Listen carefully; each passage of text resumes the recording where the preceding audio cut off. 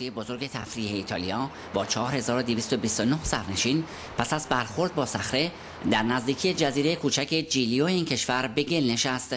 در این حادثه 3 نفر جان خود را از دست دادند و 15 نفر نیز به شدت مجروح شدند. در حالی که مشغول صرف شام بودیم، ناگهان صدای مهیبی را شنیدیم و تمام چراغ‌های کشتی خاموش شد.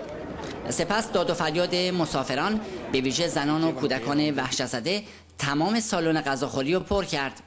کارشناسان معتقدند نزدیکی بیش از حد کشتی با ساحل موجب برخورد آن با صخره شده است. شکاف 70 متری در سمت چپ کشتی موجب شده تا آن نیمه واژگون در دریا فرو رود.